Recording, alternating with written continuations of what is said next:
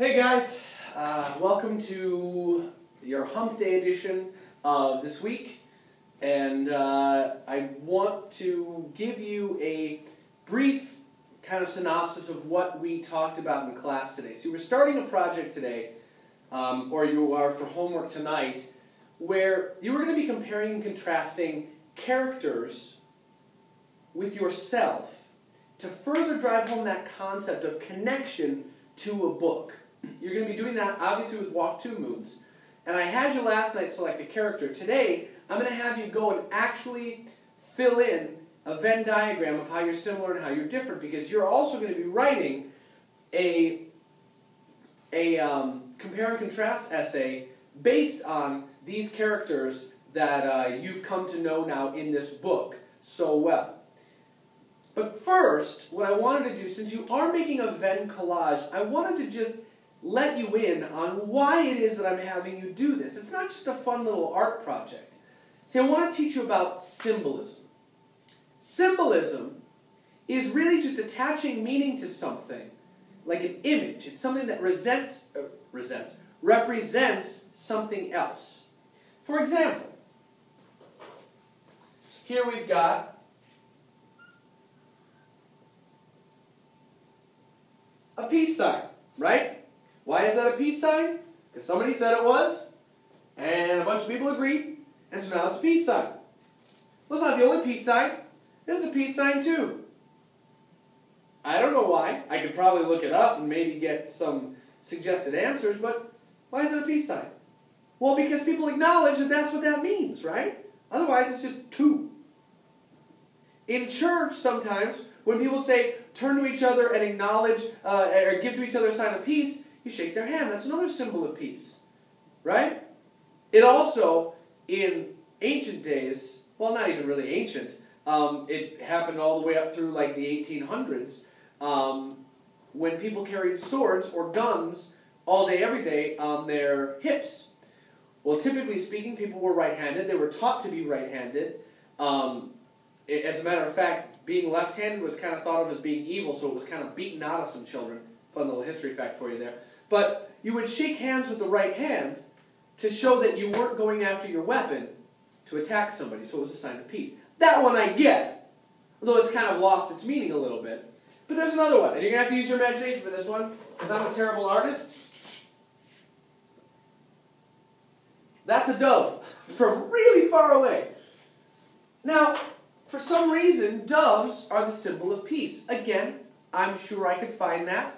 Okay? My guess is it's probably biblical because a lot of churches use it. Okay? I myself am not a good enough scholar of the Bible to figure out where it says that. I think there's something about an olive branch as well. Again, why is an olive branch a symbol of peace? I don't know. Why is a pineapple a symbol of welcome? That I do know. Pineapples are a symbol of welcome. Okay, I'm not going to attempt to draw one.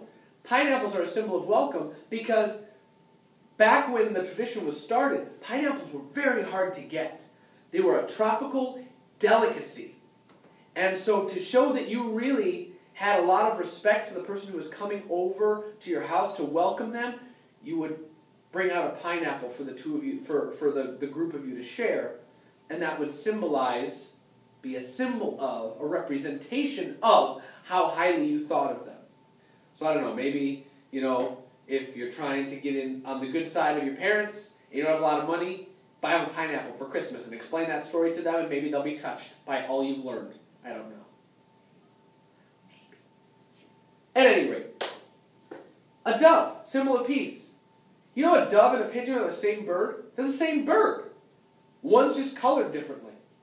Now, I won't get into the racism that's present there.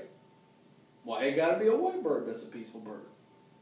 I don't even know why I said that, but there it is. No, but, sorry guys, I am out of it today. So, but they're the same bird, and yet we look at pigeons and we say, ugh, ugh, dirty birds, terrible, ugh, and yet doves were like, it's a dove, it's peaceful, it's good, right? It's because we attach that meaning to it. The most recognized symbol in the whole world is the McDonald's symbol. The McDonald's arches. Okay, like I said, I'm terrible at drawing. This is all freehand, obviously. It's bad. But that's the most recognized symbol in the world. More than any other religious symbol anywhere ever. That's recognized more so than any other symbol. Okay. If there's a natural disaster somewhere, and I see a flag flying, right, that looks like this, I know I can probably get medical attention and or food or supplies there. The Red Cross. Right? Speaking of cross, okay, there are plenty of Christian churches in the area. A cross doesn't really mean a lot to somebody who doesn't believe in God. Right? Now, Jesus is a historical fact. And the fact is that he was crucified by the Romans, as were hundreds and hundreds of thousands, probably millions of people over the course of the Roman Empire. But what makes the cross significant is what people who are Christians, okay, believe that Jesus did for them on one. So whether you believe Jesus is who he said he was or not, the fact is that he existed, and so people who believe in what Jesus said he was, look at that and say, hey, that's that representation. That's what that means to me. It means that Jesus died for me and for the sins of everybody. Right? I'm not preaching, okay? I'm not preaching. Far be it for me to share religion with you.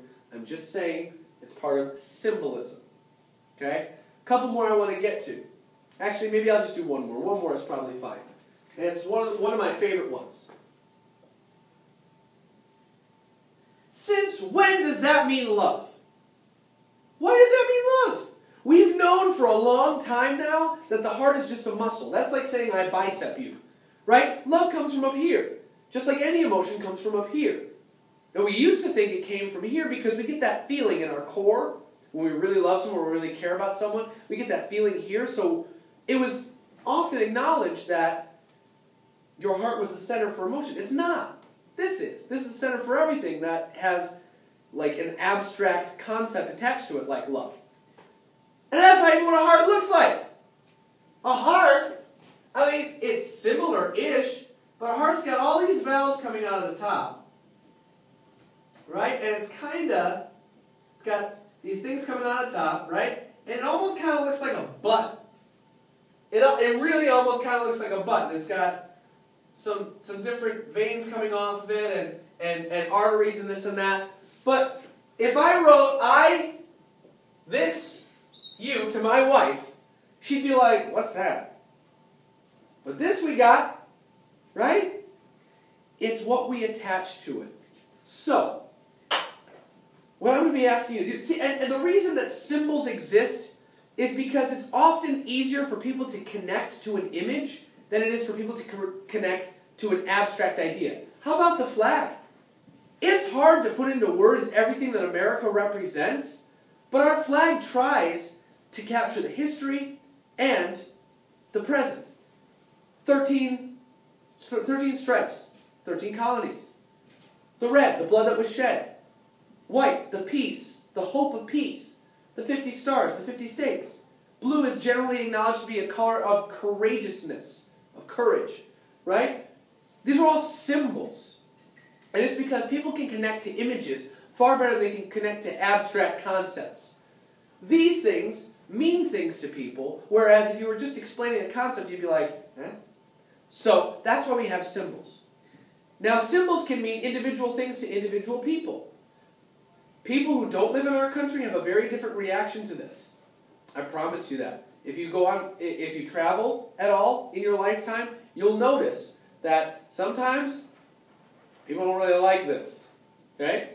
It's an individual meaning that people ascribe to or put on these images. So what I'm going to be asking you to do is I'm going to be asking you, and you can see an image of my collage down below. And remember that my description of the project is in yesterday's post at the very bottom. Okay? I will attach my essays to the bottom of this post to give you guys examples of what I'm looking for. But But I'm looking for you to go that one extra step further and make that connection to this story. By connecting to a character, which is always easier for us, connecting to people instead of connecting to things, that's always easier for us, and using those things to create images. That you're going to put these images, the person that you chose, the character you chose, and yourself in your head, and you're going to page through magazines. And when you see a picture that could represent something from either your character or you or both, you're going to cut it out and you're going to put it on your collage. Okay? It's going to be a way for you to really practice finding meaning in symbols, which will allow you to understand the concept of symbolism. I think that's a pretty creative way to do it. Hopefully you do too. Hopefully you have fun doing it. I had fun doing it. Okay? I did it for Gramps. You'll see that in my examples down below. That's all I got for today. Tomorrow you're going to start work on your project. Hopefully you will do your homework tonight of those 40 bullet points for your pre-writing activity for these essays. Okay? I want you to really get a sense of overall what it means to connect. Hopefully you're doing that. See you tomorrow. Thanks, guys.